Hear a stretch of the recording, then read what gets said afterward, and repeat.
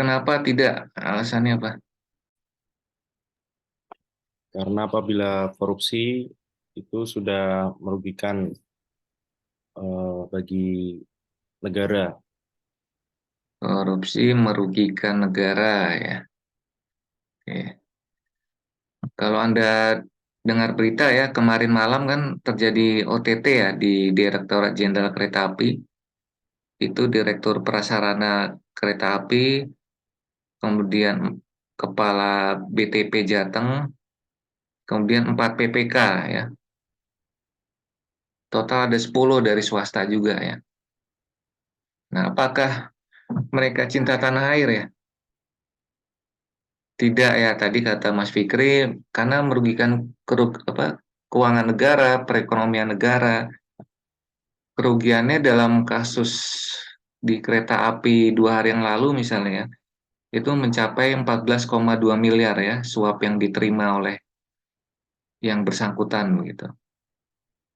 Nah, coba bayangkan kalau uang 14,2 miliar itu berapa anak miskin yang bisa sekolah gratis tuh, Mbak Dia. Banyak, Pak. Biaya sekolah berapa sih SD misalnya? Kalau SD negeri gratis ya? SD negeri masih gratis, Pak. Biasanya bayar buku aja. Ya, paling untuk biaya buku berapa anak tuh bisa nggak usah bayar uang buku ya? Banyak ya. Satu anak misalnya uang buku 200.000 per tahun ya. 14 miliar bagi 200.000 berapa? Berapa anak tuh? 7 juta, Pak. Ya? 7 juta. 7, 7 juta. 7 juta ya? 7 juta anak bisa 7 juta. free school book ya. 7 juta anak banyak loh itu. Usia sekolah aja anak SD itu berapa ya? 10 jutaan ya. Seluruh Indonesia kalau nggak salah. 7 juta coba. Wah, banyak ya. Alasan yang lain selain merugikan keuangan negara apa, Mas Fawas? Kenapa cinta tanah air itu, kenapa korupsi bukan cinta tanah air? Alasannya apa? Jadi demotivasi untuk orang lain juga, Pak.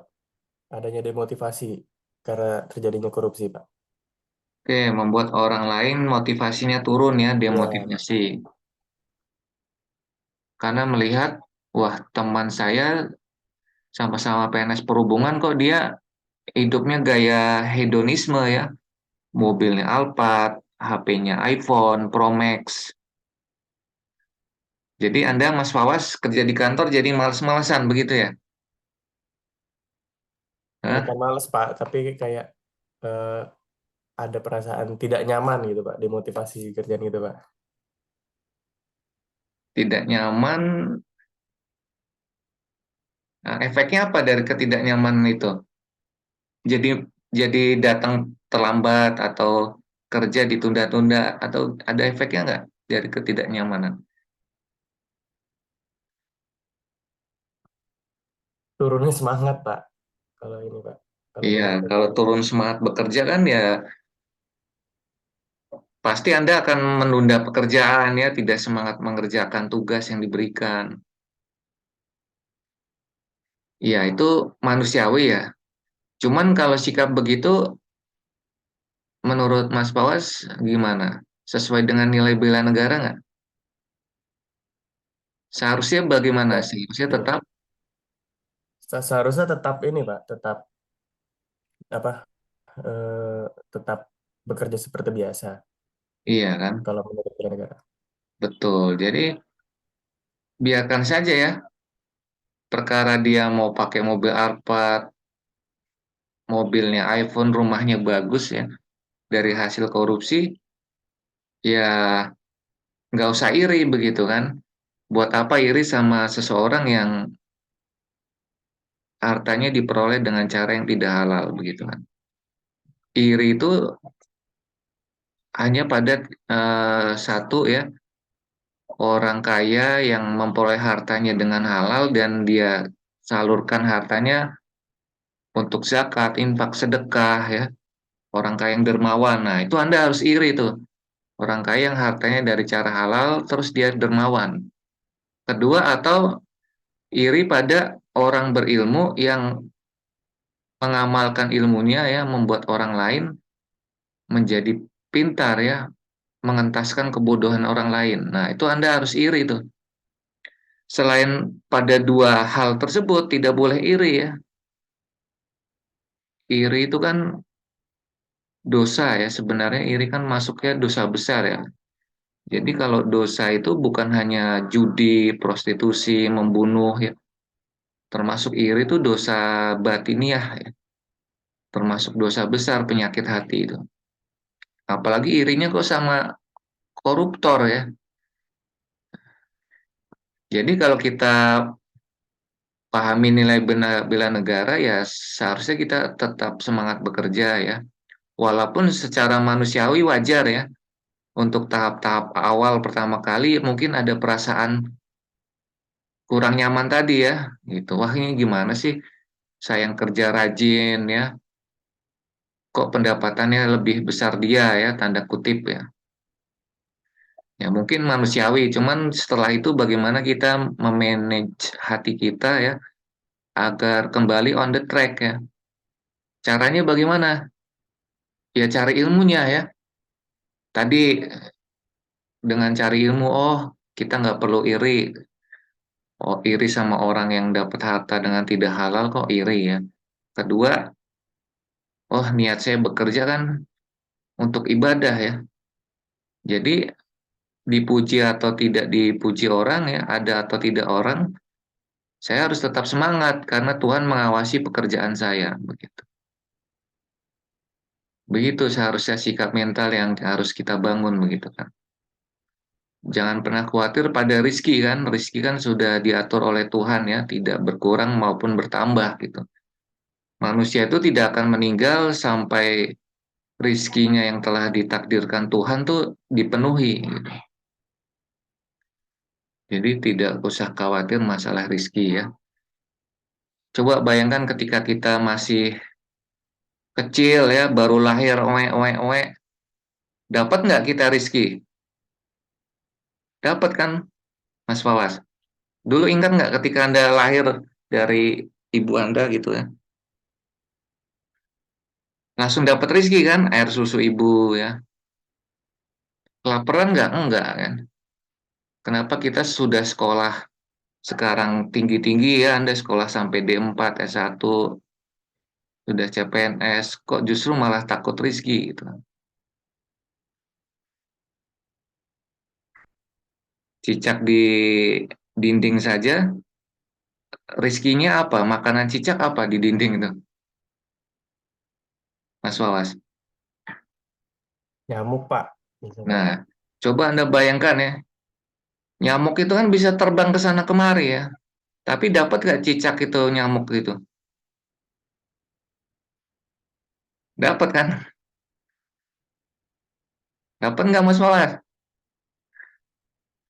Dapat, Pak, dengan dirinya Iya, sendiri. nggak ada kan cicak yang kelaparan gitu ya, mati kelaparan nggak ada. Yang ada cicak mati diselepet manusia. Tuh. Nah, itu upaya saya saja mengajak kita untuk apa, mengubah mindset gitu.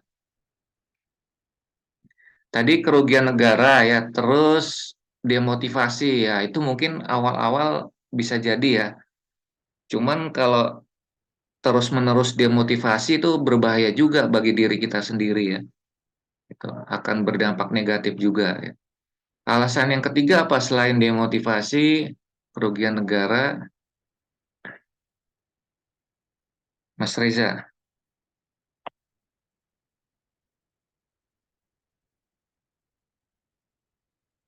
Siapa? Apa? Kenapa korupsi itu tidak cinta tanah air? Tadi sudah dua alasan ya. Alasan yang lain apa? Ya. Kenapa korupsi itu tidak tanah air? Karena ini Pak, negara aja dirugikan Pak, apalagi mau cinta tanah air. Sudah tadi kerugian negara. Siap. apakah korupsi itu sangat tidak, Pak, karena merusak mental bangsa. Jadi Karena karena korupsi ini, Pak, itu kan diketahui oleh negara-negara lain. Jadi membuat buruk bangsa, Pak, di mata negara lain. ya merusak fisik, mentalitas diri pribadi maupun nama baik negara ya. Nah, itu bertentangan dengan nilai yang kelima ya, kemampuan awal bela negara tuh. Ya, tadi kalau korupsi ya berarti kan merusak mental ya, mental bangsa. Menjadi mental koruptif ya, mental yang ingin kaya secara instan ya, secara cepat dengan tidak halal ya. Dan jangan lupa ya, uang-uang yang haram diperoleh dari korupsi itu juga pasti berdampak ke kondisi psikologis dan kesehatan mental serta kesehatan fisik seseorang ya. Percaya nggak Anda? Percaya nggak Mas Reza? Siap, sangat percaya, Pak. Contohnya apa contohnya? Contohnya masih banyak. Contohnya Ibu, Pak, masih banyak di di Indonesia ini, Pak, yang anak-anak kecil ini masih apa namanya udah ini, Pak, mentalnya udah nggak ada, Pak. Seperti saya lihat zaman sekarang anak-anak kecil ini ngomongnya udah pada kasar, Pak. Jadinya terbawa negatif, Pak. Ya, cuman tadi belum belum nyambung dengan pertanyaan saya itu kan. Pertanyaan saya kan efek uang haram korupsi terhadap kesehatan mental, kesehatan fisik, kesehatan jiwa, kesehatan psikologis. Itu ada nggak? Oh, kalau dilihat di Indonesia ini kan banyak orang-orang yang ini, Pak, kekurangan dalam tanda kutip kekurangan mental, Pak. Terus kayak fisiknya eh, tidak sempurna, itu kan harusnya ada dana yang bisa dialokasi ke situ, malah nggak ke situ, Pak. Ya, belum belum connected nih kayaknya nih. Mas Imam, paham nggak pertanyaan saya? Izin membantu menjawab, Pak. Silakan Mas Isa. Mungkin kalau buat yang uang haram itu mungkin berpengaruh kepada efek psikologis. Jadi itu mungkin si pelaku jadi kayak lebih was-was berhati-hati kayak gitu, Pak. Betul ya. Apalagi contohnya apa? Contoh konkret terjadi pada siapa? Izin menjawab, Pak. Silakan. Eh, Kalau yang saya lihat, Pak, yang di Indonesia, Pak, seperti kayak pejabat-pejabat gitu yang korupsi, Pak. Itu tuh mungkin pejabatnya tidak ada efeknya, Pak. Cuman yang berefek itu ke keluarganya, Pak. Seperti keluarganya itu kayak lebih sombong, lebih besar kepala. Mereka lebih suka memamerkan harta begitu, Pak. Ya, betul ya. Efek pada keluarga itu tadi yang Anda katakan, ya contohnya pada anaknya Rafael ya. Ya, bukan hanya anak Rafael, Pak. Yang dari teman-teman saya kan kebetulan eh, waktu saya SMA kan juga banyak, Pak, anak-anak pejabat juga kan, Pak. Yang saya lihat juga mereka itu agak gimana gitu, Pak. Jadi ya kalau saya bilang eh mereka itu kayak uang mah gampang itu dari orang tua juga ada gitu. Ini misalnya Hmm, sehari dia dihabisin, dikasih duit lalu dihabisin kayak gitu. Mereka jadi kayak lebih besar kepala. Ya mungkin ya karena namanya uang haram kan, ya udah uang haram gini gitu kan. Mungkin begitu. Uang ya haram terima. kan seperti ya ibarat kita seperti apa ya di judi juga, Pak. Kalau judi itu kan uang haram itu kan kayak nggak nggak cepat bertahan, Pak, dia, Pak. Ya, Kalau yang saya lihat, itu yang saya lihat, Pak. Terima kasih. terima kasih Mas Subail ya. Iya, Em, Pak. kalau anak-anak dari orang tua teman Anda saya nggak kenal ya. Dan lagi itu kan belum ada bukti valid ya, sudah terbukti itu dari uang korupsi. Saya nggak berani mengatakan ya. Saya ingin mencontohkan yang sudah terbukti ya, itu anaknya Rafael gitu kan. Itu jelas dari uang haram gitu kan. Sehingga efeknya ke kesehatan mental si Dandi itu ya, umur 15 tahun tega-teganya menganiaya ya, divideokan. Yaitu efek dari orang tuanya membesarkannya dari uang-uang haram, mohon maaf ya. Begitu. Atau misalnya kalau tadi dikatakan Mas Zubail ya, jangan salah apa pejabat yang belum ketahuan pun dia pasti merasakan tadi yang dikatakan Mas Isa ya. Dia cemas, khawatir, was-was ya, takut ketahuan ya. Mau jalan kemana-mana merasa ada orang yang mengawasi, mengikuti ya. Nggak nyaman lah tidur, tidak nyaman, makan tidak enak karena takut ketangkep, takut ketahuan ya. Itu pasti itu ya, dihinggapi rasa takut ketika dia melakukan kesalahan ya lewat korupsi.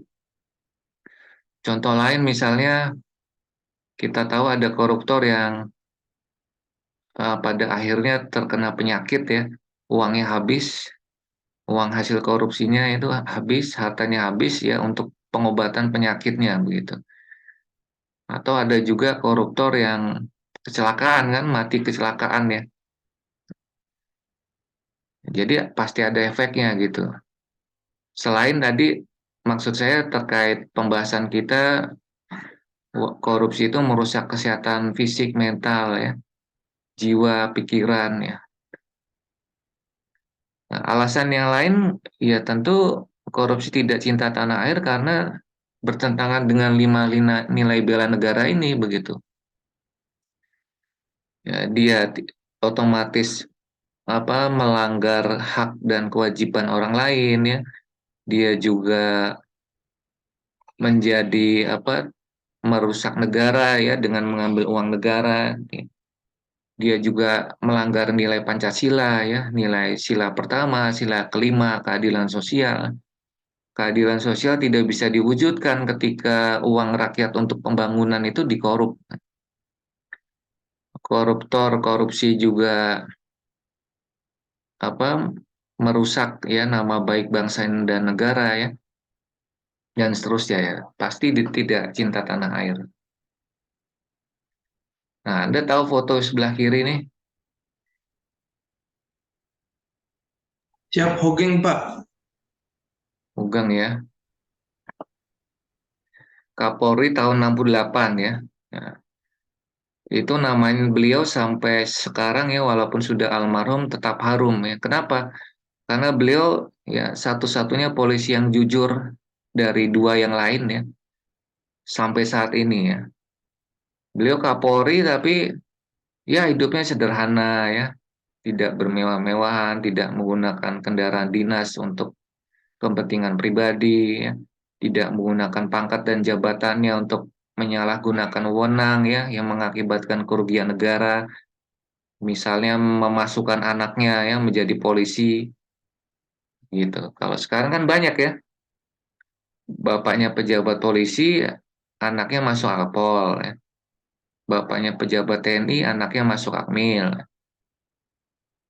Bapaknya pejabat perhubungan, anaknya masuk perhubungan. Ada nggak? Ya kalau masuk ya lewat jalur yang legal nggak apa-apa ya. Cuman kalau ilegal ya pakai memo, pakai telepon ya, pakai telepon. Nah itu tentu melanggar ketentuan. Dua polisi yang lain yang jujur siapa?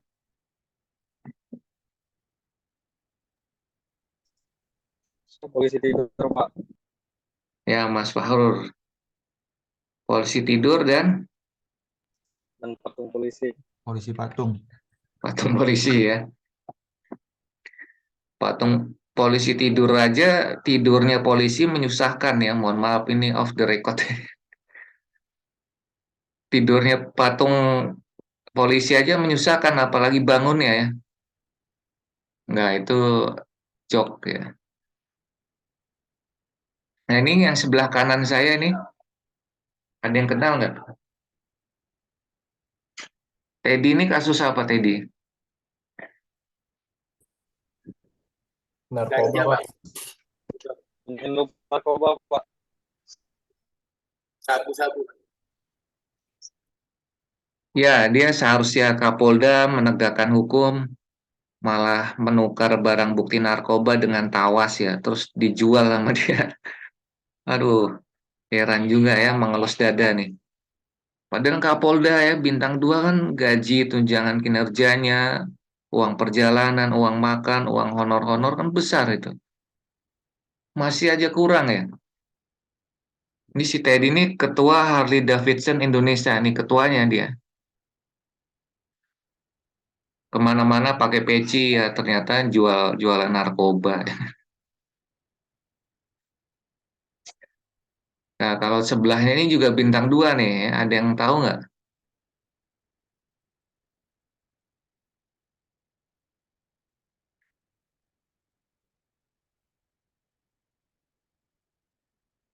Siapa Mas Imam?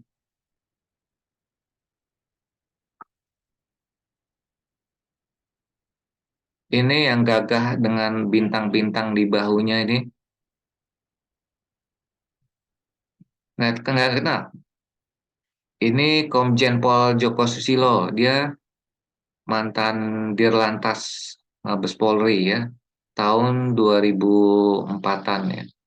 Dia kasus korupsi pengadaan simulator lalu lintas, merugikan negara sampai puluhan miliar nih. Ya. Uang untuk simulasi ini ya, lalu lintas di pembuatan SIM itu dikorupsi ya.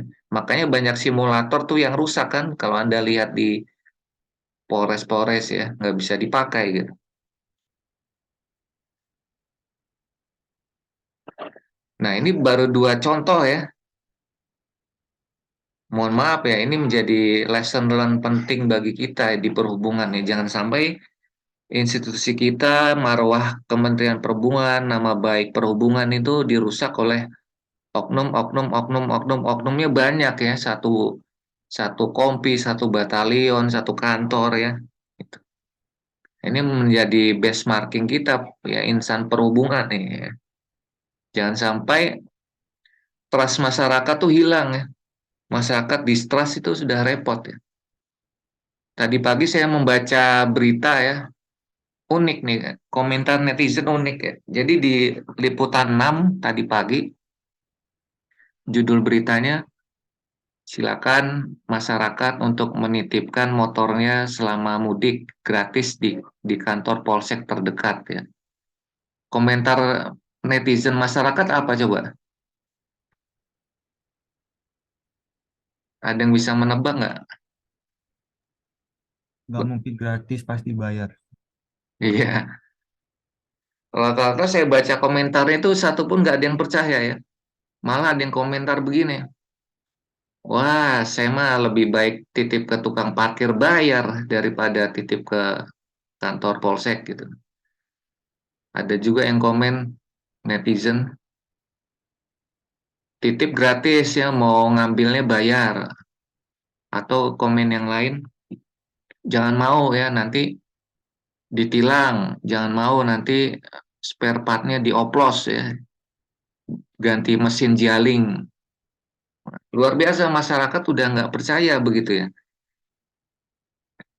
Ya karena ini bukan bermaksud apa-apa yang menjadi pelajaran kita ya. Kan kita tidak perlu melakukan kesalahan dengan kita melakukan kesalahan sendiri ya. Cukup kita belajar dari kesalahan orang lain dan atau instansi lain begitu kan.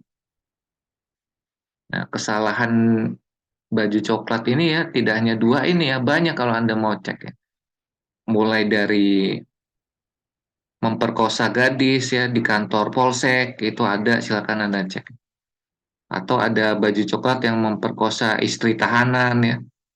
Ada yang jual baju coklat menjual barang bukti knalpot ya dijual. Ada juga yang menjadi backing judi ya. Ada yang baju coklat menembak baju hijau ya. Baju coklat menembak baju coklat. kemudian baju coklat backing judi, backing prostitusi, ya. Baju coklat jadi maklar tambang ilegal, ya. Baju coklat jadi banyak ya. Ya, ini menjadi pelajaran penting ya gitu. Artinya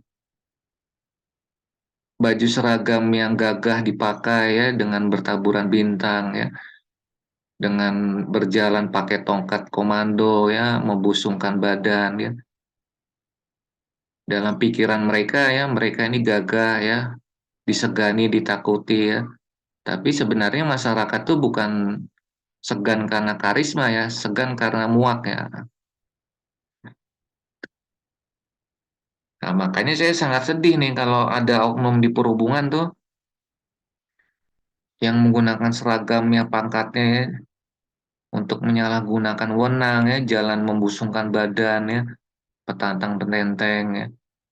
Masyarakat dibentak-bentak di pelabuhan, di bandar udara, stasiun terminal ya. Sopir bis dimintain duit ya di jembatan timbang. Nah, itu menyedihkan ya. Kemudian di lembaga yudikatif ya. Kalau sebelah kiri nih siapa? Mas Isa sebelah kiri nih.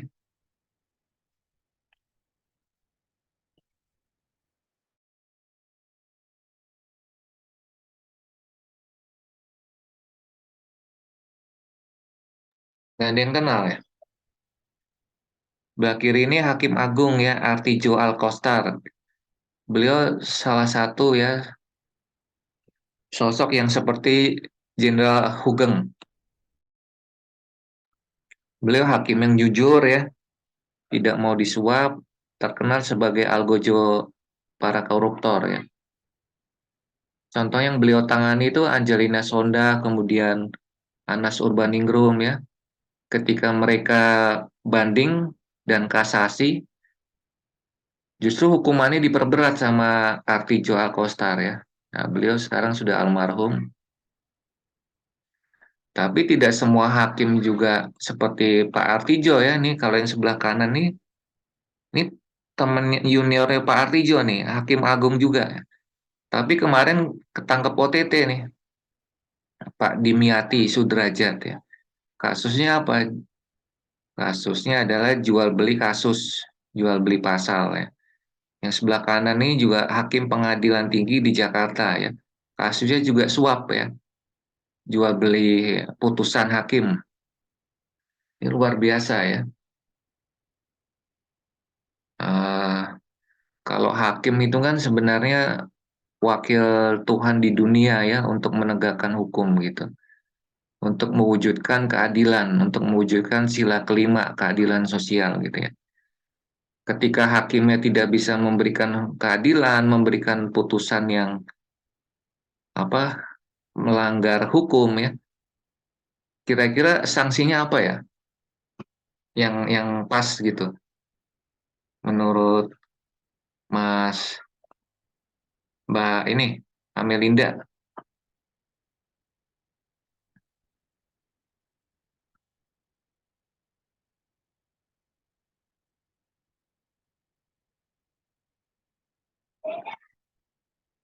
Sanksinya apa yang pas?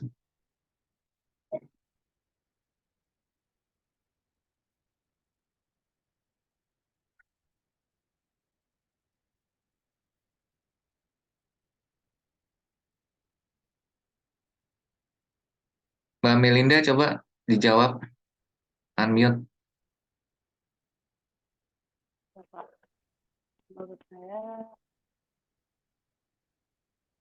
Sanksinya apa yang pas?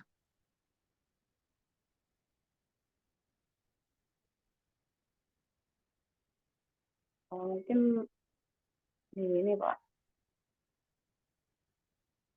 cuman penjara mungkin Pak.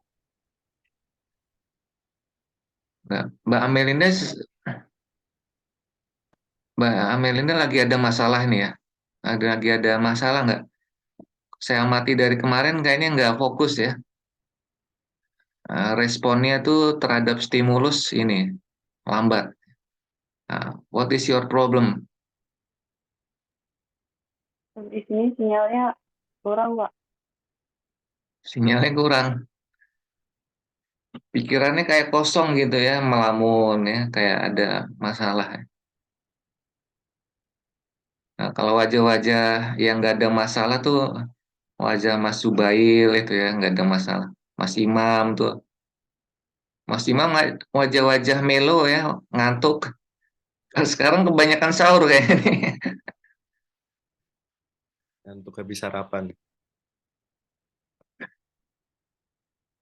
Dengerin. Mas Imam nggak tahu tuh saya. Dengerin sambil ngantuk. Dengerin nggak Mas Imam? Takutnya Betul, Pak. Anda, Hah? Takutnya lama-lama Anda tertidur karena didongengin sama saya nih. Masalah mah ada, Pak. Ya? Masalah mah ada, cuman di bawah santai. Ya, betul ya. Setiap manusia pasti punya masalah kan, tinggal cara menyikapinya. Mas Imam ya, itu kayaknya Mas Imam depannya kipas angin ya. Biar Iya, seger, Pak. Pak. Biar nggak haus. Waduh, puasa-puasa ya, sepoi-sepoi dikipasi angin, didongengin oleh saya ya. Ntar tertidur. Oke, kita Enggak, Pak. kembali ke Ini sini. aman, Pak. Nah, jadi tolong disimak, perhatikan, ini penting nih. Kita lanjut ya. Nah, ini contoh yang lain ya. Bagaimana contoh orang-orang yang bisa kita petik hikmah ya. Jangan sampai kita, naudzubillah min dzalik ya, memakai rompi oranye ya. Aduh, susah itu udah. Kasihan anak istrinya, keluarganya ya. Kalau kepala keluarganya ditahan ya kan penghasilan jadi berhenti ya. Anak istri malu ya, bapaknya ditahan ya, dihina masyarakat ya, apalagi sanksi sosial yang lebih berat ya. Ya, jangan sampai kita terlena ya dengan kesenangan sesaat ya, tergiur oleh godaan ya. Nah, sayangnya tidak semua manusia kuat menghadapi godaan gitu. Nah, ini ada wali kota, bupati ya, kemudian rektor, hakim agung, wakil ketua DPRD, ya, sampai rektor coba. Rektor pendidikan yang profesor nilep uang pembangunan mahasiswa coba. Kemudian kemarin rektor Udayana juga ditangkap ya, profesor siapa itu. Luar biasa ya, korupsi sudah masuk ke sektor pendidikan ya. Sektor pendidikan itu kan benteng terakhir ya untuk menjaga moralitas bangsa begitu. Nah, rata-rata kalau diperhatikan ya menurut data KPK 90% korupsi yang terjadi itu di sektor pengadaan barang dan jasa pemerintah gitu. Dan saya sendiri pengajar pengadaan dan advisor pengadaan tuh ya. Jadi para pejabat pengadaan ya, pokja pemilihan, pejabat pembuat komitmen di Kementerian Perhubungan ya, itu gurunya saya gitu ya. Cuman yang bikin saya heran sebagai guru itu mungkin dia lulus sertifikasi ahli pengadaan ya. Cuman pas giliran saya menyampaikan nilai-nilai integritas ya, prinsip dan etika pengadaan ya, konflik of interest dan lain-lain ya. Sepertinya mereka tidak secara serius mendengarkan begitu ya. Secara sengaja mengeluarkannya lagi dari telinga kiri ya setelah masuk di telinga kanan atau coba menutup hatinya dari mendengarkan ya. Atau pura-pura nggak tahu. Secara knowledge dia lulus punya sertifikat ahli pengadaan ya, terus dikasih jabatan jadi pejabat pembuat komitmen, terus kok lupa ya. Ya tadi ya karena digoda oleh harta ya, tidak semua manusia kuat ya. Mas Imam ya, kalau saya yakin Mas Imam kalau digoda dikasih duit satu tas isinya 10 miliar kuat ya, saya yakin. Tapi saya nggak yakin kalau Mas Imam digoda dengan setas makanan lezat ya, dia pasti akan tergoda. Itu udah pasti, Pak. Mas Imam dugaan saya hobinya makan. Nah, Mas Reza mungkin digoda apa uang 10 miliar tergoda nggak? Saya tidak tergoda, Pak. Ya mungkin saat ini bisa ngomong begitu ya karena duitnya belum ada. Belum ada, Pak. Tapi Ya, enggak, ya. Pak. Harus. Yang berat ketika kita sudah dapat jabatannya, ada celah godaannya, ada uangnya. Nah, itu kita mau berkata seperti itu tuh tidak semudah tidak ada godaannya begitu. Ya itu sudah saya alami sendiri. Dulu saya waktu jadi panitia pengadaan diintervensi pejabat eselon 1 ya di Kemenhub. Suruh memenangkan perusahaan familinya ya. Kemudian saya dan teman-teman ya musyawarah dan memutuskan untuk sesuai peraturan ya akibatnya kami dinonjobkan, kami dipanggil ke Medan Merdeka ya. Nah, pada akhirnya yang bersangkutan ditangkap KPK karena korupsi pembangunan gedung ya di Poltekpel Sorong. Ternyata dia bermain di banyak proyek di perhubungan ya. Pas proyek yang saya tangani itu dia tidak berhasil ya, tetapi di banyak proyek ternyata dia bermain dan sepandai-pandainya tupai melompat, akhirnya jatuh juga dia tersandung kasus yang disorong gitu. Nah, bisa Anda cek itu, ditanya ke Mbah Google ada ya. Mantan eselon 1 itu ditangkap, eselon 2-nya juga ditangkap, PPK-nya juga ditangkap ya. Nah, bahkan 2 hari yang lalu ya, Direktur Pelaksana Kereta Api ditangkap ya, eselon 2, 4 PPK di perhubungan ya, kereta api ditangkap. Nah, itu kan kasihan anak istrinya ya. Nah, ini banyak ya.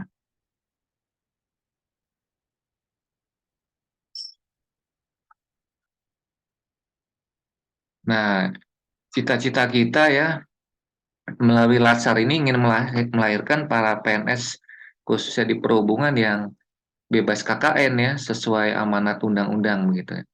Makanya menjadi penting untuk kita bangun spirit, mentalitas, pengetahuan anti korupsi begitu. Nah, anti korupsi ini menjadi salah satu isu kontemporer ya di agenda pertama gitu. Nah, nanti ada isu kontemporer yang lain ya akan kita bahas juga. Nah, coba Anda bayangkan tadi ya, uang 14 miliar ya, ada 7 juta anak yang bisa mendapatkan buku sekolah gratis. Ya.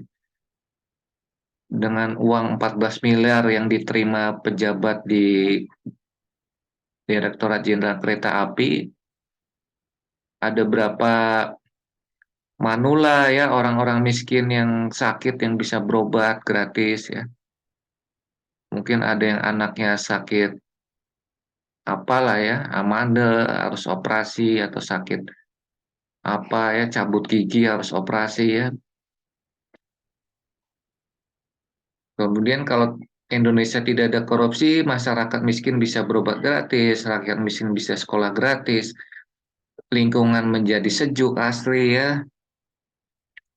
Banjir di Jakarta penyebab salah satunya karena hutan-hutan di wilayah Bogor itu ditebangi ya. Hutan hutan lindungnya dijual, diperjualbelikan ya melalui perizinan ya, suap perizinan. Sehingga hutan di Bogor sedikit, ketika hujan lebat airnya mengalir deras ke Jakarta dan banjir yang meluap. Jika tanpa korupsi, coba kita bayangkan ya, masyarakat bisa menggunakan jasa transportasi bis, kapal laut ya, kapal roro, pesawat, kereta api yang selamat, aman, nyaman, bersih ya, handal. Ya karena uang untuk pemeliharaannya terjamin ya, tidak dikorup gitu. Kalau yang kasus kemarin di kereta api kan itu uang suap 14 miliar, pengadaan konstruksi ya jasa pemeliharaan rel kereta api coba. Uang 14 miliar itu diberikan oleh pengusaha ya, dari APBN ya. Nah, artinya ada pengusaha mengambil dari proyek APBN pemeliharaan rel misalnya 50 miliar. Terus dia ambil 14 miliar dia kasih ke pejabat, kan akhirnya nilai proyeknya menjadi turun ya, menjadi 36 miliar ya. Nilainya turun, otomatis kualitas pekerjaannya juga turun ya. Yang seharusnya misalnya dengan baja ketebalan sekian milimeter ya, kemudian dengan baja dengan kualitas nomor satu ya, akhirnya dikurangin sama pengusaha tuh. Harusnya pakai balasnya itu betonnya K300 ya, dikurangi jadi K200.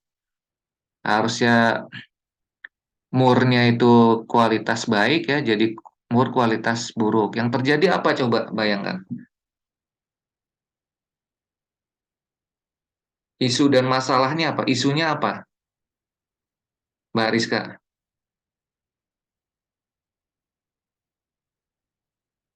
Ya, Pak. Isunya apa isunya?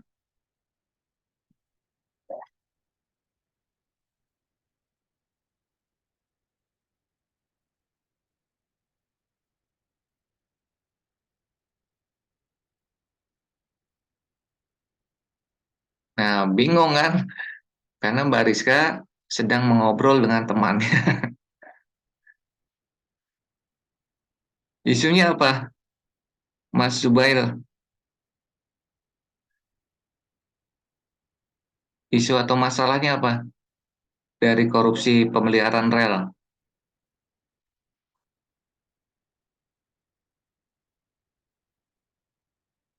Apa? Di-unmute dulu. Isu dari korupsi pemeliharaan rel, Pak. Mm-mm. Dampaknya apa? Ya, kalau untuk dampaknya mungkin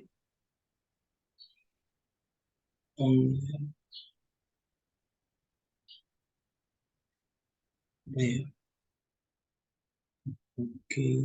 Tadi kalimat saya yang terakhir apa? Ulangi saja coba kalimat saya yang terakhir, penjelasan saya yang terakhir.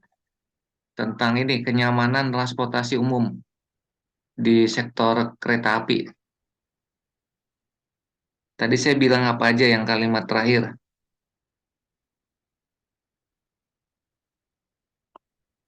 Atau Ya, Mas Pak. Imam, Saya kurang memperhatikan, Pak. Mas Imam, apa kalimat saya yang terakhir?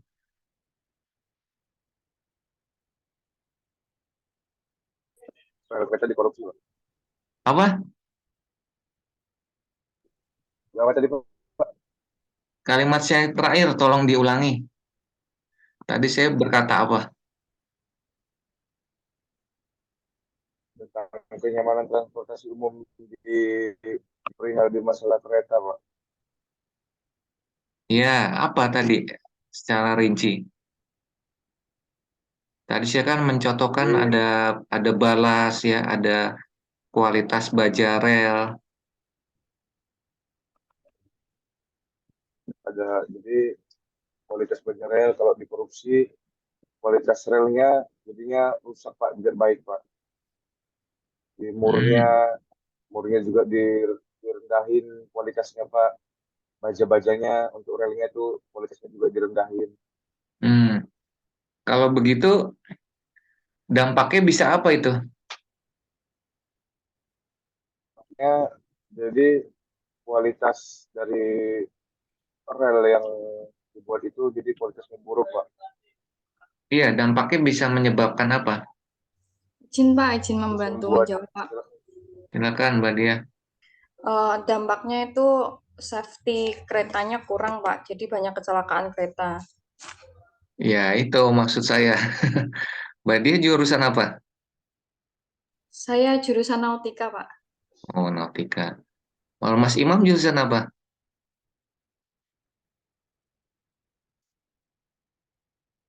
Mas Imam jurusan apa? saya teknika, Pak.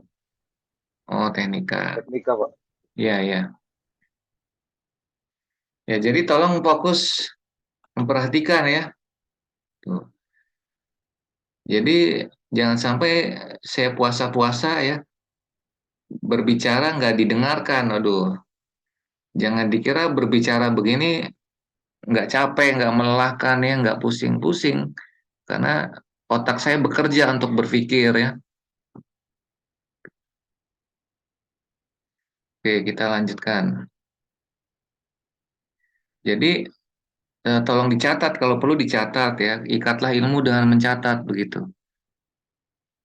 Barang siapa yang tidak bisa menahan ya pahitnya dalam mencari ilmu ya, dia akan menahan pahitnya kebodohan ya. Menuntut ilmu itu berat ya. Kata Dilan berat, biar aku saja ya. Tuh, hanya orang-orang yang kuat yang bisa memperoleh ilmu gitu. Makanya orang-orang yang berilmu itu luar biasa perjuangannya mencari ilmu ya. Kalau dulu itu ulama-ulama itu kalau untuk mencari satu hadis saja beliau harus berjalan puluhan kilometer ya dari Baghdad, dari Yerusalem ke Baghdad, ya Baghdad ke Mekah, ya. Hanya untuk mencatat satu perkataan Nabi gitu kan. Di tengah teriknya panas gitu kan. Bahkan kalau ulama dulu tuh eh, mencari ilmu sambil mencari rizki ya. Ketika belum ada pedagang yang datang, dia membaca kitab ya, membaca Al-Quran, membaca buku gitu. Itu ulama-ulama terkenal ya seperti Imam Syafi'i, Imam Hambali, Imam Abu Hanifah ya. Kemudian kalau ulama sekarang seperti ada Syekh Albani ya. Syekh Albani itu tukang jam ketika tidak ada pedagang yang datang untuk mereparasi jam, beliau di toko sambil baca kitab tuh, meneliti ilmu-ilmu hadis ya. Jadi itu tolong konsentrasi ya. Kita lanjutkan.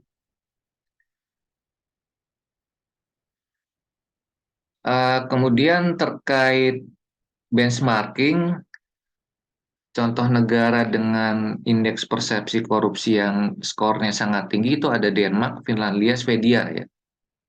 Nah, tiga negara Skandinavia ini luar biasa nih ya. Di sana tuh apa ya, nggak ada pungli ya, nggak ada pemerasan ya. Masyarakatnya tertib, menggunakan public transport, mengantri di fasilitas umum, tidak buang sampah sembarangan ya. Kalau mau ngurus dokumen kependidikan ya, kependudukan, itu jelas ya berapa berapa hari akan selesai, berapa tarifnya, dan tidak ada penambahan tarif ya. Public transportnya di bis, kereta apinya nyaman, bersih ya. Luar biasa itu. Ya, kalau kita berkaca pada negara Indonesia, kira-kira Indonesia sudah seperti Denmark belum yang tadi saya ceritakan nih, Mas Fikri? Di Belum, di, Pak.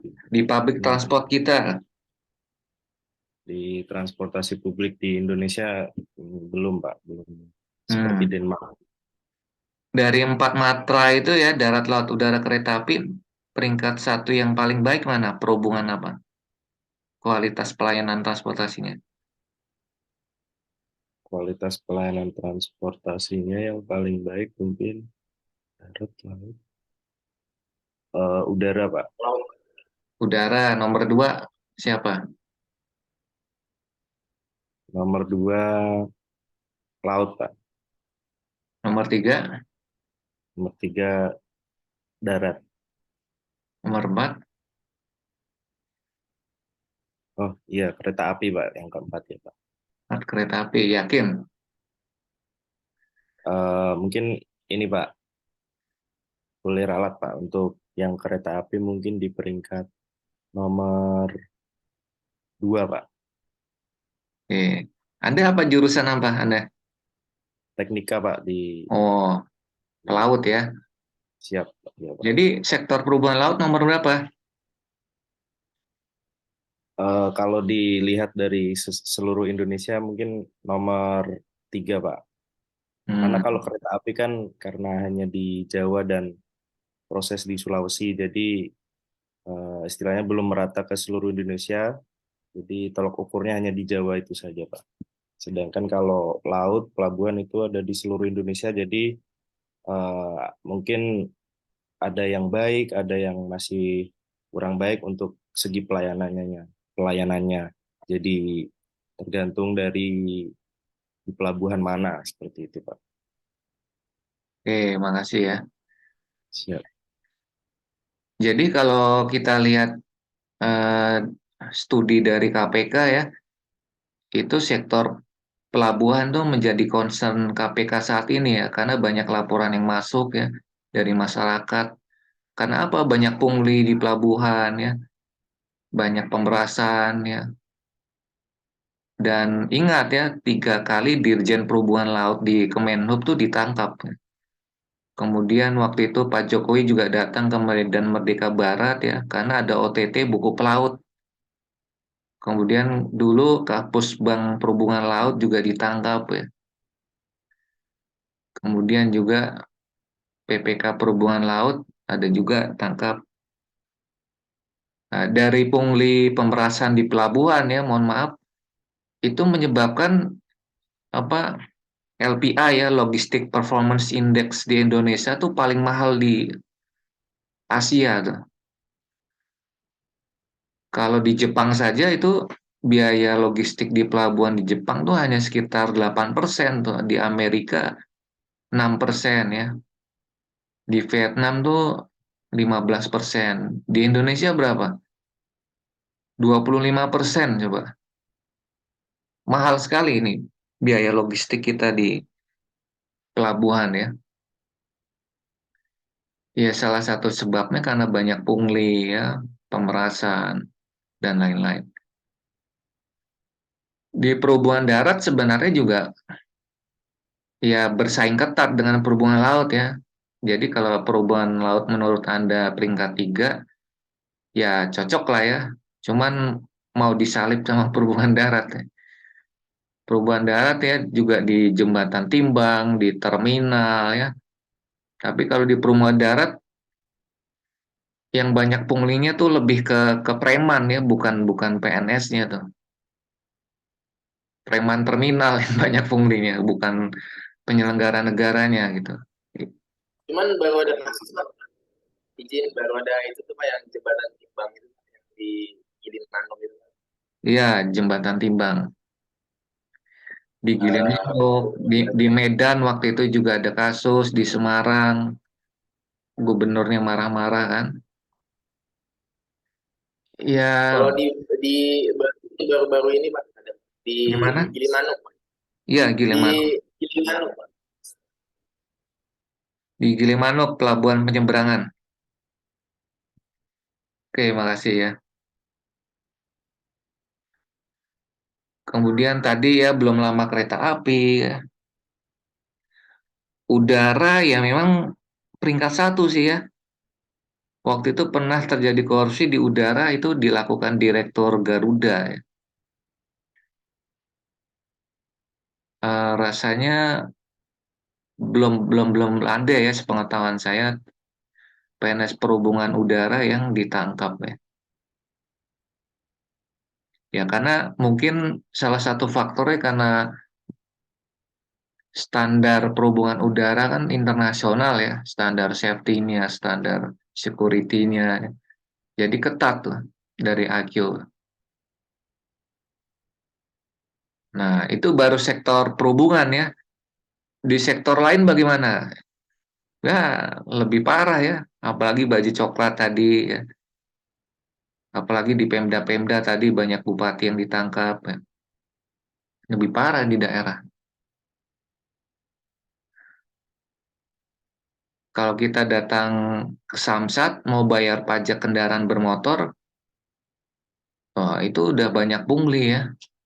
Banyak pungli pemerasan. Padahal masyarakat datang mau menyerahkan uangnya, hasil keringatnya membanting tulang ya, mau dia kasih bayar pajak ke negara, kok pelayanan di Samsat itu nggak bagus ya. Petugasnya arogan, membentak-bentak, nggak ramah ya. Kemudian tulisannya aja banner ya, urus sendiri tanpa calo. Ya calonya oknumnya sendiri itu yang baju coklat. Kalau kita bandingkan dengan pelayanan di bank ya, di bank itu luar biasa ya.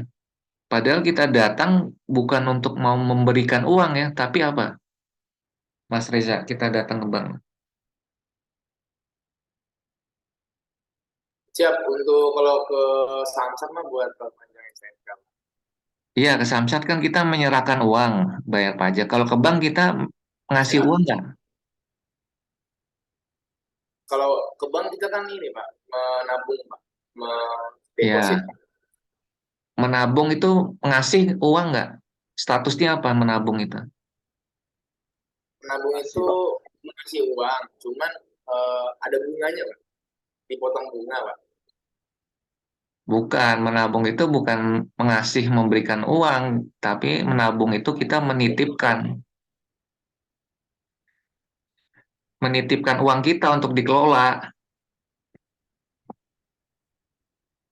Nah, itu pelayanan kan di bank luar biasa ya, datang dibukakan pintunya oleh satpam, ya selamat pagi Pak, ada yang bisa dibantu?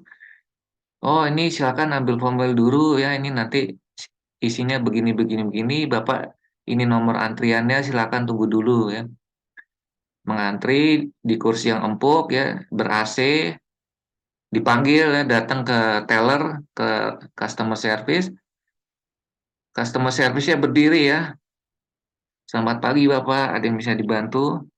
Bisa ditunjukkan nomor antriannya, kemudian dia menerima dengan kedua belah tangan ya. Silakan duduk Bapak. Ya, mohon tunggu sebentar, akan saya bantu ya. Ini coba saya cek. Kalau di Samsat kan nggak begitu ya. Kita mau ngasih duit kok malah ribet ya, dipersulit. Ruangannya panas, kursinya nggak ada untuk duduk. Padahal potensi kekayaan kita luar biasa ya. Kemarin sudah kita bahas kan. Nah, ini kemarin sudah kita bahas. Nah, ini juga sudah. Nah, nilai-nilai bela negara itu sama dengan nilai-nilai anti korupsi, sama dengan nilai-nilai integritas.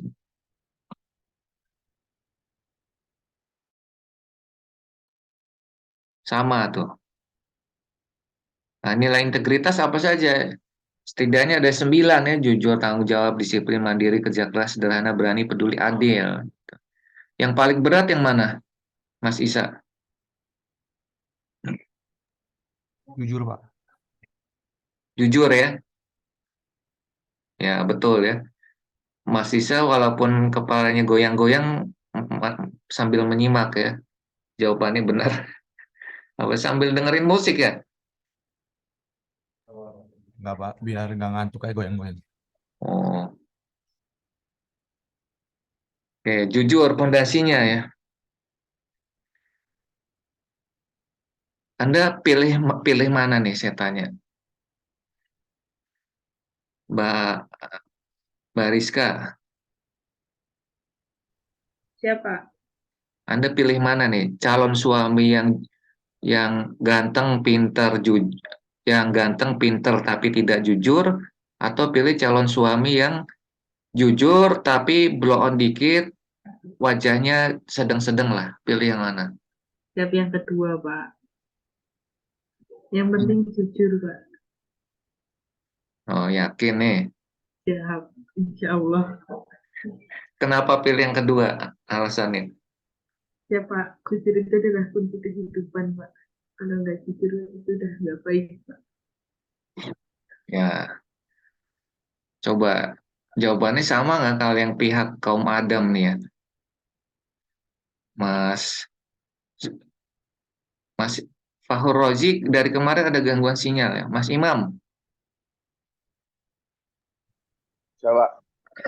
Anda pilih calon istri yang pertama, pilihannya calon istri yang cantik, pintar tapi tidak jujur, atau yang kedua pilihannya calon istri yang kurang cantik, kurang pintar tapi jujur.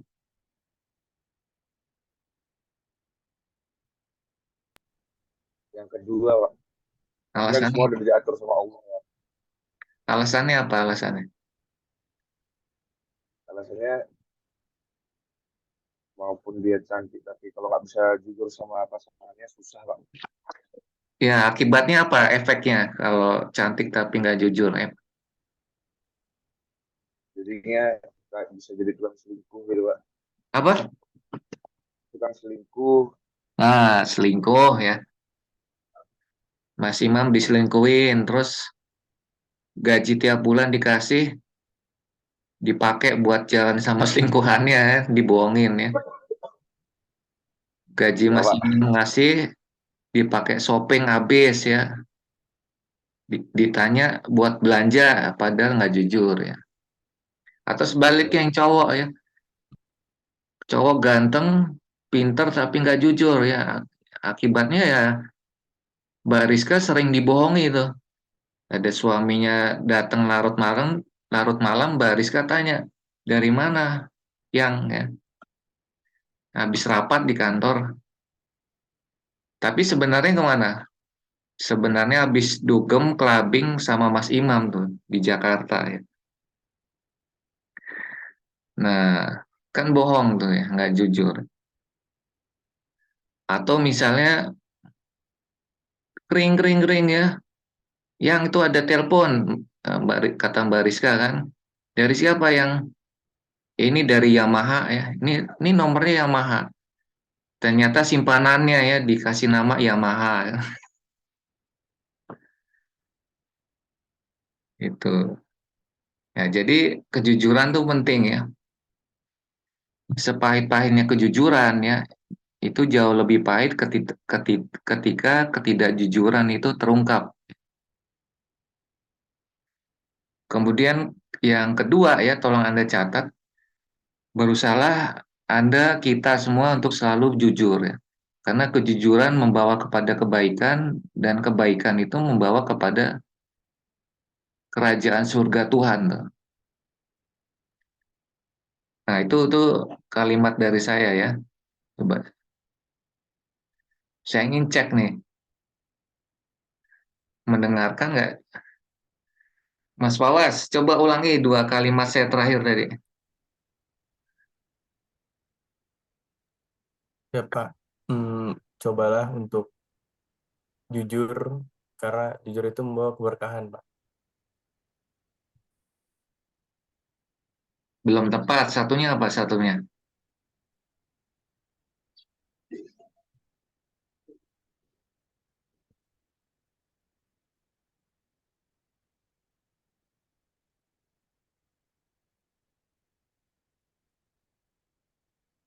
Mas Fawas lagi ngelamun nih. Mas Fahru Roji nggak bisa saya tanya ya, lagi goyang-goyang kepalanya. Mas Subail, apa coba tadi kalimat saya di yang dua ulangin? Quotes dari saya apa?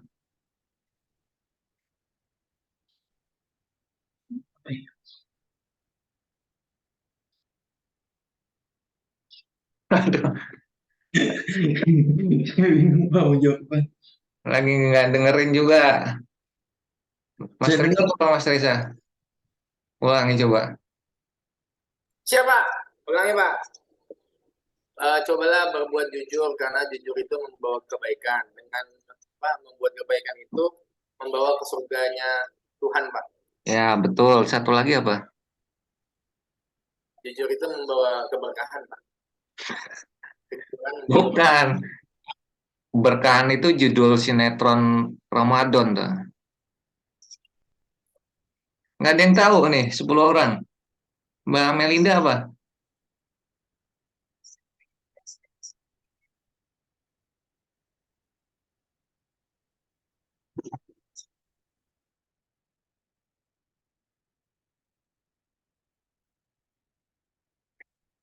Ini Mbak Melinda kayaknya perlu, saran saya ini perlu pergi ke ini, bro. Healing dulu, healing.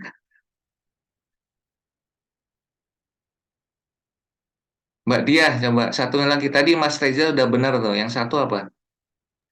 Pak, izin Pak, saya mau kamar mandi Pak. Apa, Mas Wel? Izin mau kamar mandi Pak. Oh, kamar mandi. Iya. Apa Mbak Di? Saya tadi dengarnya mencobalah buat jujur, karena jujur membawa kebaikan, kebaikan itu membawa ke surganya Tuhan, gitu Pak. Iya, itu sudah tadi. Benar. Yang kalimat sebelum itu. Yang sebelumnya, kurang tahu Pak. Nah, sejujur-jujurnya, apa, sepahit-pahitnya kejujuran, jauh lebih pahit.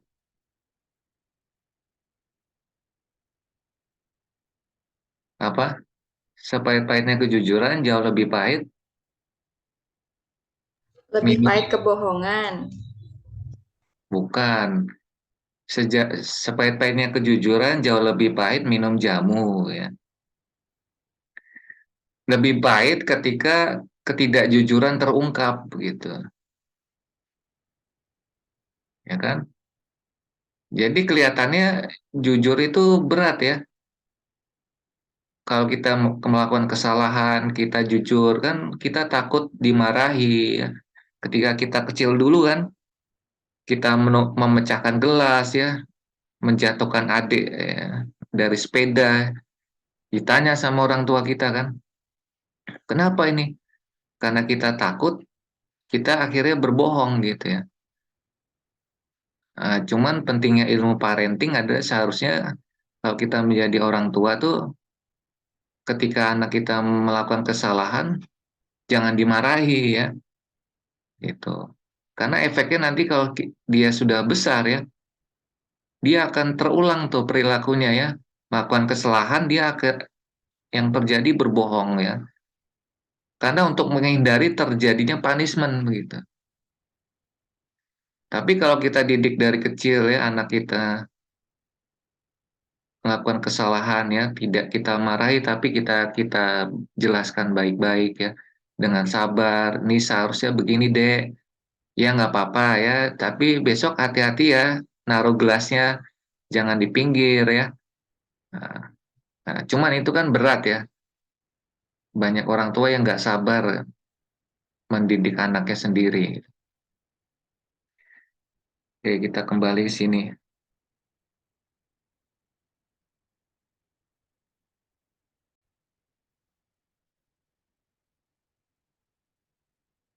Itu tadi nilai 9 integritas ya. Kemudian korupsi itu dari bahasa Latin artinya busuk, corruptio ya. Jadi kalau menurut Undang-Undang 31 ya, korupsi itu sebuah perbuatan yang dengan sengaja melawan hukum ya, melawan hukum, memperkaya diri sendiri, orang lain atau korporasi yang mengakibatkan kerugian negara ya, atau kerugian perekonomian negara gitu. Nah, sekarang saya ingin tanya nih, kan 7 bentuk korupsi, ada 7 ya ini ya. Penyalahgunaan wewenang, suap menyuap, penggelapan, pemerasan, perbuatan curang, benturan kepentingan dalam pengadaan, dan gratifikasi. Nah, perbedaan gratifikasi, pemerasan, dan suap apa? Mas Fahru Rozi, Yang mana izin Pak? Hmm, perbedaan suap, Perbedaannya, pemerasan, dan gratifikasi. kalau swab itu suatu kegiatan untuk melancarkan apa yang kita mau, Pak. Ya, Misalnya kita mau melancarkan sebuah proyek, terus kita menyuap untuk agar kita dipermudah gitu Pak. Mm-mm. Kalau Kalau ini, untuk pemerasan ya kita mencoba menekan, meminta bagian untuk kita Pak. kalau gratifikasi, Kalau gratifikasi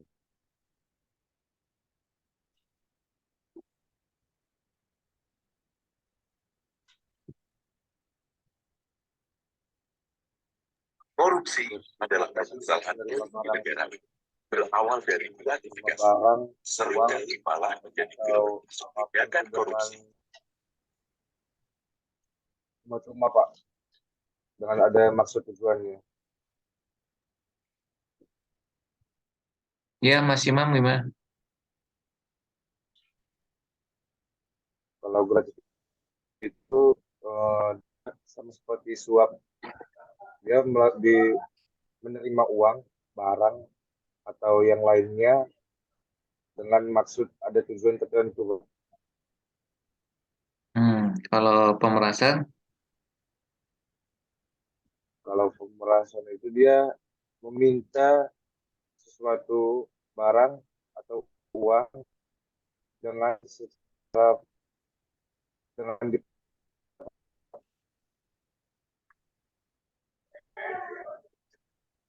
oke. Kalau suap, suap, kalau gratifikasi sudah ya. Oke. Jadi kalau suap itu ya kan suap ini kan bribery ya. Suap itu sebuah pemberian kepada pejabat publik yang patut diduga terkait jabatannya tuh, untuk melakukan sesuatu atau tidak melakukan tugasnya ya.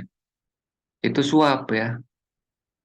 Jadi kalau pemberi dan penerima suap dua-duanya bisa dihukum.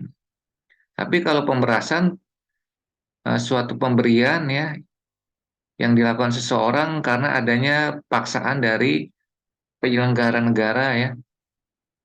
Nah, itu pemerasan. Jadi ada unsur paksaan. Kalau pemerasan ketika kita diperas baju coklat misalnya. Nah, kita nggak bisa dihukum, tapi yang dihukum adalah si pemerasnya. Itu extortion. Kalau gratifikasi itu pemberian dalam arti yang luas ya, yang terkait dengan wewenang atau jabatannya.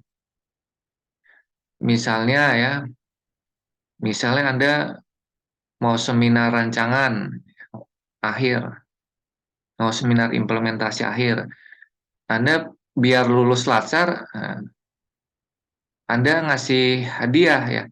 Nah, itu suap. Tapi kalau misalnya Anda ikut seminar implementasi aktualisasi ya, kemudian Anda lulus ya tanpa ngasih hadiah, tapi berapa waktu kemudian Anda punya inisiatif untuk memberikan hadiah kepada penguji, itu gratifikasi gitu. Nah, gratifikasi nanti ada aturan lebih detail ya. Kalau yang gratifikasi legal itu akumulasinya 1 juta dalam 1 tahun gitu. Kalau di 1 sampai 10 juta itu wajib diumumkan dalam 30 hari ya, wajib dilaporkan ke KPK. Di atas 30 juta tidak boleh ya, bisa kena sanksi pidana. Terus juga pemberian parsel tiket ya, uang perjalanan, parsel lebaran ya, hadiah tas perkawinan dan lain-lain itu bisa masuk ke gratifikasi jika yang kita berikan itu kepada penyelenggara negara ya. Itu gratifikasi. Kalau benturan kepentingan ya misalnya saya nih pejabat di perhubungan ya, terus saya masukkan anak saya jadi CPNS ke perhubungan ya, pakai memo, pakai telepon. Nah, itu konflik of interest atau juga bisa masuk ke penyalahgunaan wewenang ya yang merugikan keuangan negara. Dengan masuknya anak saya ke CPNS itu kan hak orang lain yang seharusnya masuk diterima menjadi hilang ya. Nah, itu dosa, itu nggak boleh. Saya pernah mengalami kemarin saudara saya sendiri ya, WA saya, anaknya ingin masuk ke sekolah perhubungan ya di PPI Madiun ya. Saya ngajar di sana ya, saya kenal semua pejabatnya, direkturnya itu teman saya Pak Yuwono. Saya sudah coba menjelaskan ya, silakan ikuti tes sesuai ketentuan. Ini link si pencatarnya, ini buku panduannya ya. Nanti seleksi apa di BKN itu komputer begini-begini ya. Sepertinya agak kurang menerima ya. Pada akhirnya tidak diterima ya, tidak lulus dan nomor WA kami itu diblok ya, diblokir. Tahunya dari mana diblokir? Ya kita tahunya nggak bisa ngelihat statusnya. Itu saudara sendiri ya. Itu susahnya bagaimana mengubah mindset budaya masyarakat di Indonesia yang sudah sejak lama, sejak masa Orde Baru puluhan tahun, mindset masyarakat kita tuh kalau apa-apa tuh harus pakai duit, pakai orang dalam, harus bayar ya. Itu mengubah mindsetnya susah ya.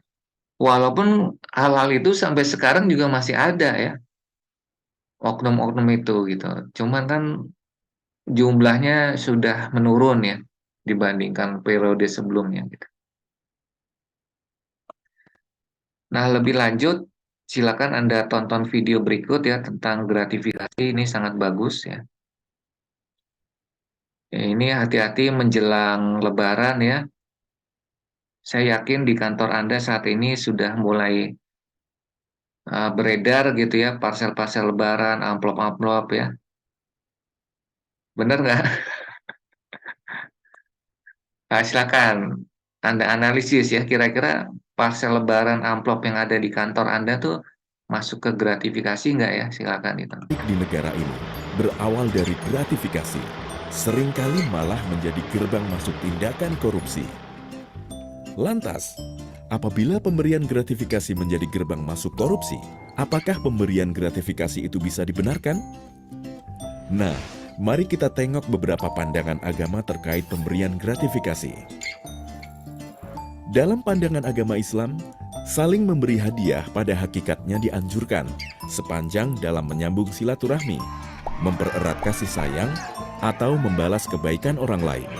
Akan tetapi, hadiah bisa menjadi haram jika bertujuan melanggar hukum syariat, mempengaruhi kebijakan publik, dan sebagainya. Adanya hadiah kepada pejabat sebagai wujud terima kasih atas layanannya dapat merusak amanah dan keadilan. Karena itu, guna menegakkan keadilan di tengah masyarakat, Islam mengharamkan pemberian hadiah kepada pejabat. Dalam hadis Al-Bukhari dan Muslim dikisahkan, Ibnu Al-Lutbiyah, seorang pemungut zakat menghadap Nabi Muhammad SAW sambil membawa harta zakat yang dipungutnya. Ini zakat untuk kalian, dan ini hadiah yang diberikan para pembayar zakat untukku, ucap Ibnu Al-Lutbiyah sambil menunjukkan barangnya. Nabi Muhammad SAW langsung berdiri dan bersabda, "Seandainya engkau duduk-duduk saja di rumah ayah atau ibumu sambil menunggu datangnya hadiah, apakah engkau akan diberi hadiah?" Kemudian seusai sholat jamaah, Nabi Muhammad SAW ke atas mimbar dan kembali mengeluarkan pernyataan terkait Ibnu Al-Lutbiyah. Jika seorang pegawai diserahi tugas oleh negara, kemudian datang dan berkata, "Ini untukmu dan ini hadiah untukku," mengapa ia tidak duduk-duduk saja di rumah ayah atau ibunya, sambil menunggu apakah ia akan diberi hadiah atau tidak? Demi Allah yang jiwa Muhammad ada di tangannya, tidak seorang pegawai menerima suatu hadiah, melainkan ia akan datang di hari kiamat sambil memikul beban hadiah itu di lehernya. Jika hadiah yang diterima berupa unta, ia akan bersuara. Jika berupa lembu, ia akan menguak. Dan jika berupa kambing, ia akan mengembik. Saksikanlah, bukanlah aku Muhammad SAW telah menyampaikan kebenaran. Dalam ajaran Kristen dan Katolik, pemberian suap juga dilarang, seperti tertuang dalam Ulangan 16 ayat 19. Janganlah memutarbalikan keadilan, janganlah memandang bulu, dan janganlah menerima suap, sebab suap membuat buta mata orang-orang bijaksana dan memutarbalikkan perkataan orang-orang yang benar. Oleh karena itu, gratifikasi yang dianggap suap merupakan sesuatu yang dilarang. Sesuai ajaran yang tertera pada Sarasa Muscaya, dalam mencari sarana hidup dan penghidupan, apakah berupa harta ataupun pemenuhan keinginan, manusia tidak boleh menyimpang dari dharma. Perbuatan seperti menerima gratifikasi yang mempengaruhi pengambilan keputusan hingga merugikan orang banyak, melanggar norma hukum dan norma agama, ini sangat dilarang oleh ajaran Hindu karena termasuk dalam adharma yang bertentangan dengan dharma. Dalam ajaran Buddha dikenal konsep berdana atau dana paramita, pemberian tanpa pamrih dengan harapan melepas keterikatan demi kebahagiaan semua makhluk. Pemberian ini adalah wujud kedermawanan atau kemurahan hati yang didasari sifat luhur, yang mendorong seseorang untuk beramal atau berkorban demi kepentingan kemanusiaan. Memberikan gratifikasi tidak termasuk berdana, karena pemberi mengharapkan sesuatu yang menambah keterikatan nafsu atau loba atau keserakahan yang akan mengencangkan keterikatan. Pandangan dari berbagai agama pun telah menunjukkan bahwa menerima dan memberikan gratifikasi yang dianggap suap tidak dapat dibenarkan karena termasuk dalam perbuatan korupsi. Mari utamakan kejujuran, jalankan perintah agama, dan jauhi korupsi. Untuk melaporkan gratifikasi, klik goal.kpk.go.id. Klik kpk.go.id/gratifikasi untuk info lengkap soal gratifikasi.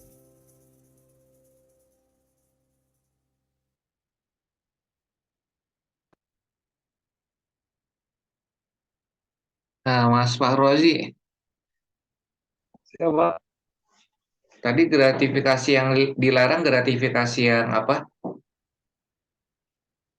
Gratifikasi yang dilarang seperti memberi imbalan kepada pejabat untuk menyenangkan hatinya, Pak. Ya, itu masuknya Atau gratifikasi yang dianggap suap ya. ya, Pak. Artinya ada gratifikasi yang tidak dianggap suap ya. Misalnya apa? Oh, Mas Fahrozi nyunatin anaknya ya, ngundang teman-teman di kantor ya. Nah, itu bukan gratifikasi, bukan hadiah yang dianggap suap ya. Tetapi kalau misalnya gratifikasi yang dianggap suap yang tadi ya sudah dicontohkan banyak di video gitu. Contoh lain misalnya parsel lebaran itu gratifikasi yang dianggap suap atau tidak dianggap suap, Mas Imam? Itu di gratifikasi yang tidak dianggap suap, Pak, menurut saya, Pak. Kenapa alasannya? Karena itu kan memberi ucapan Pak, hadiah. Sekarang saya tanya, parsel lebaran itu ada nggak anggarannya di APBN? Ini yang beri dari penyelenggaranya atau penyelenggaranya negaranya yang menerima. Ya, pokoknya parsel lebaran dari siapapun ya, dari pimpinan kantor, dari vendor.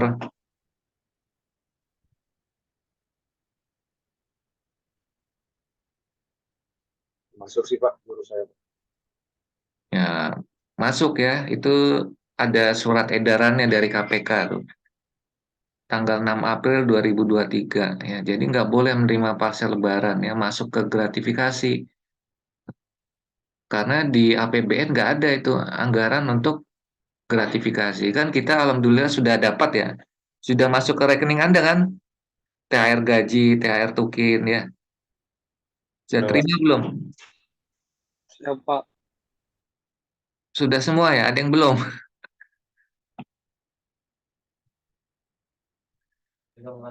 Alhamdulillah sih Pak. Sudah. Ya, Belum, Pak. Mas Riki belum, Fikri. Ya, itu THR yang resmi itu gitu. Kalau di luar itu ya nggak resmi itu. Kata KPK masuk gratifikasi. Nah, cuman beratnya itu muncul perang batin tuh ya. Kita mau nerima enggak, yang menerima enggak ya. Itu iblis sama malaikat berperang tuh ya, coba mempengaruhi kita ya. Tinggal kita mau ikut iblis atau setan ya. Kalau kita terima berarti setan yang menang ya. Kalau kita tolak berarti malaikat yang menang. Nah, ujiannya di situ ujiannya. Itu sama seperti Nabi Yusuf digoda wanita pejabat cantik di dalam sebuah rumah, tidak ada seorang pun yang lihat ya. Nah, itu ujiannya berat sekali ya. Mas Imam belum tentu bisa seperti Nabi Yusuf ya. Kalau Mas Imam pasti akan tergoda itu ya. Mas Imam, Mas Reza, Mas Fikri ya. Karena darahnya masih tinggi-tinggi itu ya, masih muda-muda, darah segar ya. Oh, gimana nggak tergoda kan wanita cantik, seksi, kaya raya, yang mengajak dia gitu kan. Nah, godaan seperti itu, ujian beratnya sama ketika kita apapun lah ya, suap, gratifikasi, pemerasan ya. Nah, kembali ke sini ya. Ini tadi sudah kita bahas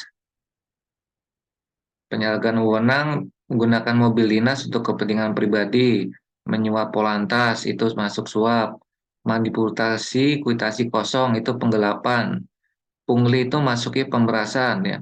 Kemudian kecurangan proyek pembangunan melibatkan kontraktor itu fraud.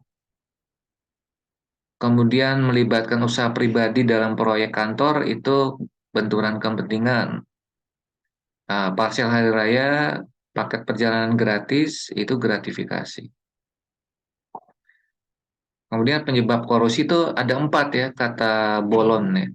Karena keselakaan, kesempatan, kebutuhan, dan exposure. Exposure itu tekanan ya. Tekanan dari pimpinan, tekanan dari atasan ya. Nah, untuk strateginya bagaimana? Strateginya bisa represif, perbaikan sistem, dan edukasi. Nah, mari kita meningkatkan rasa cinta kita terhadap Indonesia ya, mulai dari diri sendiri, mulai dari hal yang kecil, mulai dari sekarang untuk tidak korupsi ya. Gitu.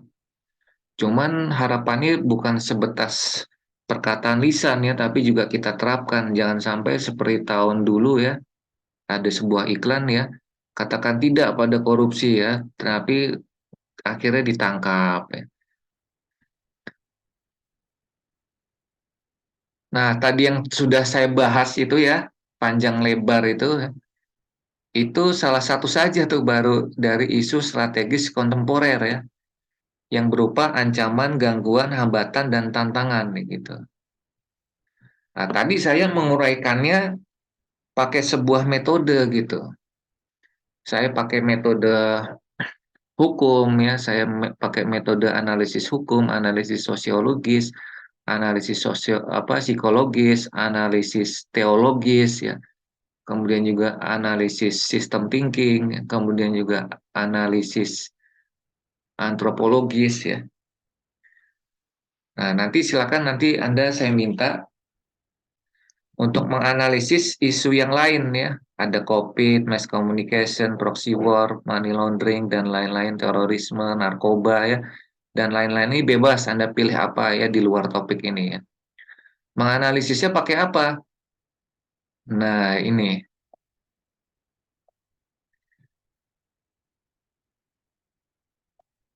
Jadi peran agenda 1 khususnya analisis isu kontemporer itu bisa Anda gunakan untuk melakukan pemindaian lingkungan ya. Pemindaian lingkungan, melatih kepekaan dan kepedulian Anda begitu. Mohon izin, Pak. Ya, Saya izin mau ke belakang, Pak. ya silakan. Izin, Pak. Jadi Anda memindai, menganalisis isunya apa sih, masalahnya apa sih, ada AGHT apa sih, ada gap apa sih. Nah, itu peran agenda 1 khususnya isu kontemporer ya. Mampu berpikir kritis gitu. Nah, nanti untuk identifikasi isu dan masalah, Anda bisa pakai tapisan yang pertama teknik APKL kan. Di modul kan ada ini ya, kalau Anda sudah baca itu ya. aktual, problematik, kekhalayakan, kemudian layak ya. Nah, nanti kemudian yang kedua ada teknik USG ya, urgensi, seriousness, growth ya, kemendesakan, tingkat keparahan dan tingkat penyebarannya, pertumbuhannya ya. Nah, ada juga APKL ya. Tadi APKL. Nah, ini yang memberikan scoring 5, 3, 4 ini jangan Anda sendiri ya. Nanti subjektif. Tetapi orang yang ahli ya, bisa mentor ya, bisa kepala kantor ya, yang memberikan nilai ini ya, nanti dijumlah yang skornya tertinggi itu yang prioritas pertama. Ya, ini namanya teknik tapisan isu dengan APKL. 5 itu berarti sangat serius, sangat urgent ya. Dan sebaliknya 1 itu ya sangat tidak serius.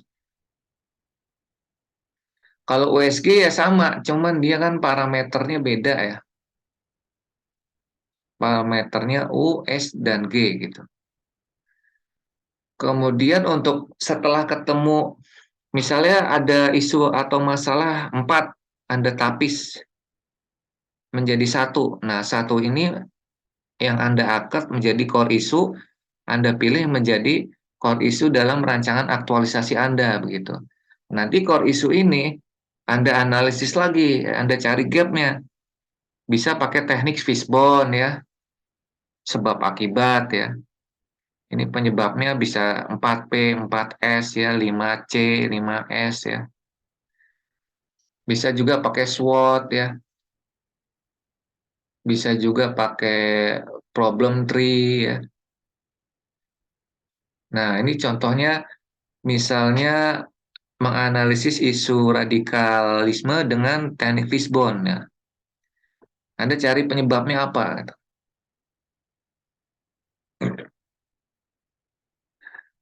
Untuk menganalisis core issue ya, mencari gap secara tertulis itu jauh lebih mudah ya, karena waktunya banyak gitu.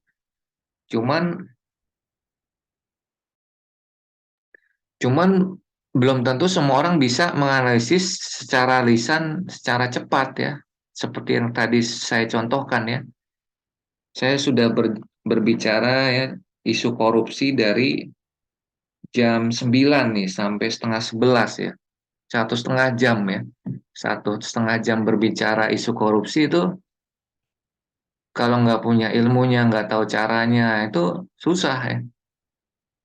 Karena menganalisis secara lisan cepat tuh susah kalau nggak latihan. Apalagi menganalisisnya di depan orang banyak ya. Tambah susah. Apalagi pakai bahasa asing tambah susah. Nanti Anda coba latihan menganalisis isu kontemporer yang lain ya. Tadi ada narkoba. Kemudian setelah core isunya Anda analisis pakai fishbone, SWOT, problem tree, dan lain-lain, untuk mencari gagasan kreatif, Anda tapis juga bisa pakai tapisan McNamara ya, efektivitas, efisiensi, kemudahan ya, untuk mentapis gagasan kreatif yang kita pilih yang mana sih? Gitu. Saya kira itu sederhana ya. Saya yakin juga sudah ada yang bikin skripsinya pakai fishbone ya, mungkin pakai deskriptif kualitatif ya. Ya, ini bukan barang baru ya. Nah, sekarang kita coba latihan nih.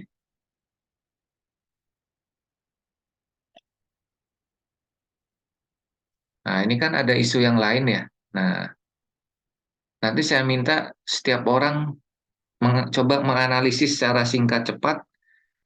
Kita mulai dari Mas Fawas ya. Mas Fawas pilih yang mana?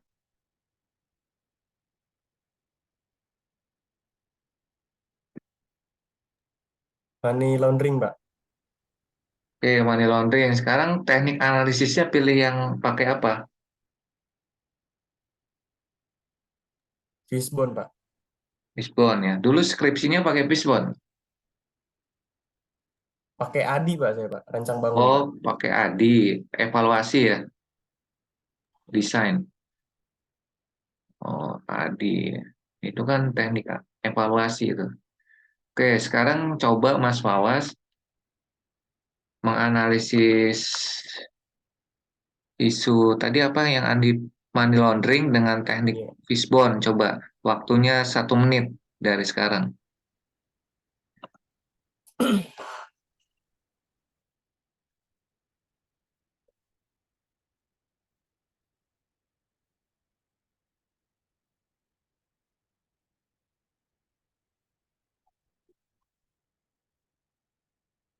Ayo Mas Fawas. Siapa? Jadi sementara